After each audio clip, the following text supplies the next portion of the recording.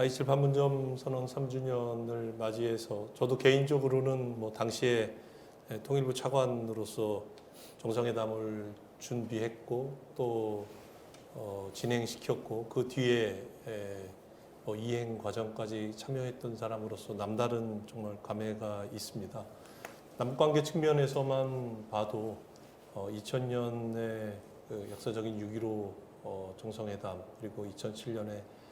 14 공동선언 이후에 한 10여 년 만에 사실은 어떻게 보면 제대로 된 이제 남북 대화를 통해서 그 한 10여 년 동안 사실 남북 관계가 여러분 다 아시다시피 단절되고 차단되는 그런 남북 관계 아픈 역사가 있었습니다. 그 상황에서 좀 전에 말씀하신 대로 2017년의 그런 위기를 평창 올림픽을 계기로 해서 이제 새롭게 전환 그리고 새롭게 복원 그리고 복원을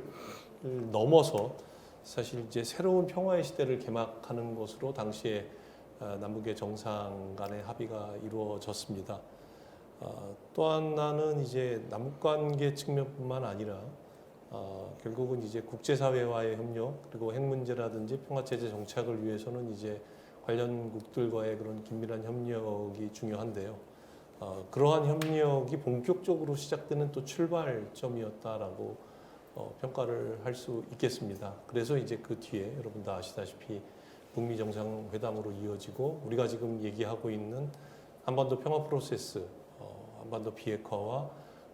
이런 평화 체제가 함께 가는 한반도 평화 프로세스의 이제 진정한 출발점이 되었다는 그런 평가는 여전히 저는 뭐 유효하다고 생각합니다. 판문점 선언에 뭐 여러 가지 성과가 있습니다만 뭐 저는 개인적으로 이 한반도의 이 완전한 비핵화와 항구적인 평화체제 구축이라는 한반도 평화 프로세스의 두 가지 핵심 개념이 사실은 4.27 그 선언에 명시가 되어 있습니다. 사실 뭐 분단 이후에 남북 뭐 정상회담이 그 이전에도 몇 차례 있었습니다만 정상회담의 명시적인 성과로 한반도의 완전한 비핵화와 평화체제 구축이 이렇게 이제 명시된 것이 처음이었는데요. 그래서 이제 그 이후에 아까 말씀드렸습니다만 이제 한반도 평화 프로세스가 진전되고 동시에 이제 남북 관계의 여러 가지 뭐 분야별 발전이 합의도 됐고 또 뭐 판문점 선언에도 명시가 됐고 그 뒤에 9월 9.19 공동 선언 또 군사 비서를 포함해서 그런 것들이 이제 명시가 됐습니다. 이 두 가지가 사실은 우리 문재인 정부 출범을 하고 나서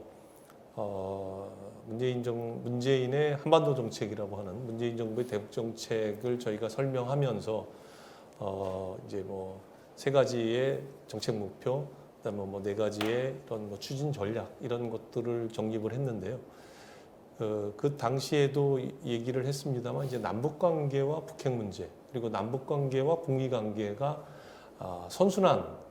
병행 발전하고 선순환되어야 한다라는 그런 이제 저희가 추진 전략을 갖고 있었습니다. 이 얘기는 이제 어쨌든 현재의 상황이라는 것이 이제 북핵 문제가 뭐 엄존하고 있고 또 북핵 문제 때문에 뭐 그 이전에 6차례 핵실험이라든지 탄도미사일 발사 때문에 여러분 다 아시다시피 대북 제재라고 하는 유엔 결의나 여러 나라들의 양자 제재 같은 것들이 현재 가동되고 있는 것이 또 우리가 부인할 수 없는 현재 한반도의 상황입니다. 그러다 보니까 그런 상황에서도 그 문제를 풀기 위해서 비핵화 평화를 넘어가기 위한 이제 저희들이 그런 노력을 해왔는데 이 두 가지 트랙이 항상 사실은 같이 가야 되는 또 우리가 조금 남북관계 측면에서 필요하다면 남북관계가 이것을 좀 앞서서 견인해서 이끌어 나가는 노력도 했습니다만 항상 이것이 이제 2000년대 이후에 남북관계 진전을 결과적으로는 가로막는 뭐 그런 상황에 저희가 많이 처해 있었던 것이 또 사실입니다. 2018년에 이제 이 4.27 그리고 9.19에 따라서 여러 분야의 뭐 남북회담도 진전되고 이산가족 상봉을 포함한 뭐 적시자 회담 또 이런 인도적인 문제 뭐 그다음에 경의선과 동해선의 연결과 현대화와 관련된 뭐 그 조사들 뭐 이런 것들이 부분적으로 진행이 됐습니다만 역시 대북 제재라든지 국제사회와의 협력 이런 부분들이 물론 그 당시에도 같이 트랙이 진전이 돼서 북미 대화가 있었습니다만 방금 이제 장관님 말씀하신 대로 결정적으로는 이제 하노이 회담 결렬에 따라서 이런 것들이 이제 동시에 다 중단되고 교착되는 뭐 그런 측면이 있었습니다. 뭐 여전히 뭐 아쉬운 건 사실이고요. 그런 부분들에 대해서 뭐 지금도 여러 평가가 있습니다만 저희들이 이제 내부적으로 어떤 것들이 부족했나라는 것들을 판단을 하고 또 회고도 하고 또 분석도 해보지만 또 어떤 부분들은 또 여전히 사실은 뭐 사실 지금도 여전히 우리한테 숙제로 남아 있는 부분들이 또 있습니다.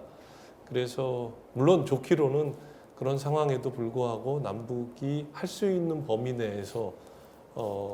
조금 제한적이라도 진전이 있었으면 좋았을 텐데 뭐 북한의 태도나 반응도 있고 우리 내부의 문제도 있고 국제사회의 협력 이런 것들이 다 같이 좀 안타깝게도 좀 맞물려서